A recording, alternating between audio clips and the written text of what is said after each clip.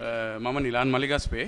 ඇත්තටම මම විශේෂයෙන්ම සඳහන් කරන්න ඕනේ මම අවුරුදු 22ක් තිස්සේ ලංකාව පුරාම වීදිලා ඉන්න දුප්පත් දුවා දරුවන්ට, දක්ෂ දරුවන්ට නොමිලේ තමයි නර්තනය සහ රංගනය පුරුදු පුහුණු කරන්නේ.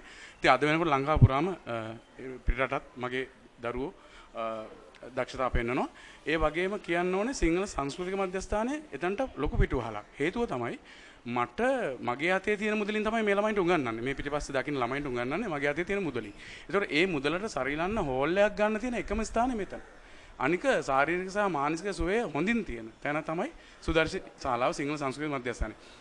මම මේ මෑතක මිනිස්සෙක්. හැබැයි මේකේ ඈත අතීතයට ගත්තාම ලංකාවේ දැවැන්ත පුද්ගලයෝ, ලංකාවේ දැවැන්ත කලාකාරයෝ විවිධ ශේෂ්ත්‍රවල මෙතනින් බිහි වෙලා තියෙනවා.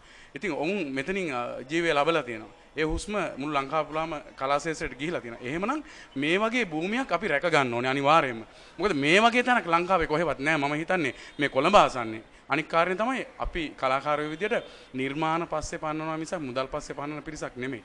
බොහෝ වෙලාවට අපිට ඒ අගහිඟකම් මැද්දේ අපේ මුදල් පසුබිමේට හරියන තැනක් තියෙන ගොඩක් වෙලාවට මේ සුදර්ශි ශාලාව. ඉතින් මේක රැක ගැනීම අපේ කාගේත් වගකීම.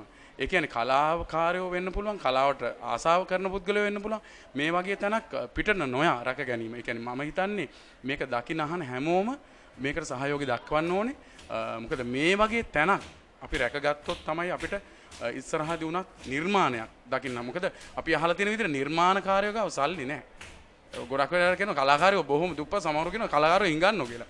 ඇත්තටම ඒ වගේ මිනිස්සුෙකුට ඇවිල්ලා කහට කෝප්පයක් මෙතන බීලා මේ ගහක් යට වැටලා ඉන්නකොට කවුරුත් එලවන්නේ නැහැ. මං හිතන්නේ ලංකාවේ බොහෝ නිර්මාණ තැන් හැදුනා කලාකාරයෝනේ. හැබැයි ඒවා බන්ධනාගාර වගේ අද යන්න බෑ, මුර දාලා තියෙන්නේ. ගිහිල්ලා සමහරට ස්ටේජ් එකෙන් නැගලා මොනවා හරි සීරුනොත් එහෙම දඩ ගහනවා. එහෙම සිද්ධි වෙලා තියෙනවා අපිට. ඒ හින්දා මේ සුදර්ශියේ කවුරුත් අහන්නේ නැහැ යුඹ ආවේ මොකටද ආවේ කියලා කවුරුත් අහන්නේ නැහැ. මෙතන මේ ගහ යට වාඩිලා කාට කෝප්පයක් බීලා නිදහසේ වැඩක් කරලා යන්න පුළුවන් තැන. ඉතින් මම කියන්නේ කාරුණිකව අදාළ අංශවලින් මම ඉල්ලන්නේ මමත් මේ දුප්පත් ළමයින්ට බැරි වෙලාවත් මෙතන නැති වුණොත් මට උගන්වන්න තැන නැති වෙයි. මොකද මගේ පර්ස් එකේ සල්ලි වලින් තමයි මේ ළමයින්ට උගන්වන්නේ. ඒ හින්දා මේක රැක ගැනීම කලාකාරයෝ සහ කලාවට ආදරය කරන හැම කෙනෙකුගේම වගකීමක්. ඒ හින්දා මේකට ඇස්සැරලා බලලා කවුරු හරි වගකිය යුතු පුද්ගලෙක් මෙතන දීර්ඝ කාලයක් ලංකාවේ කලා ඉතිහාසය වෙනුවෙන් මෙතන රැක දෙන්න කියලා මම ආයාචනා කරනවා, ආදරෙන් කියා සිටිනවා. මොකද මේක හද පත්ලෙන් කියන දෙයක්, උඩින් කියන දෙයක් නෙමෙයි, මේක දැනෙන දෙයක්. මොකද මේක අපිට නැතුව යනවා කියලා දැනෙනකොට මට නම් හිතෙන්නේ මට විතරක් නෙමෙයි සමස්ත ලාංකීය කලාකාරයන්ට සහ කලාවට හිත ඇති හැමෝටම නැතුව යනවා කියලා. ඉතින් මේ වගේ පරිසරයක් මම දැකලා නැහැ. කොළඹවට ගොඩ නගන්නත් බෑ, නග ගන්නත් අමාරුයි.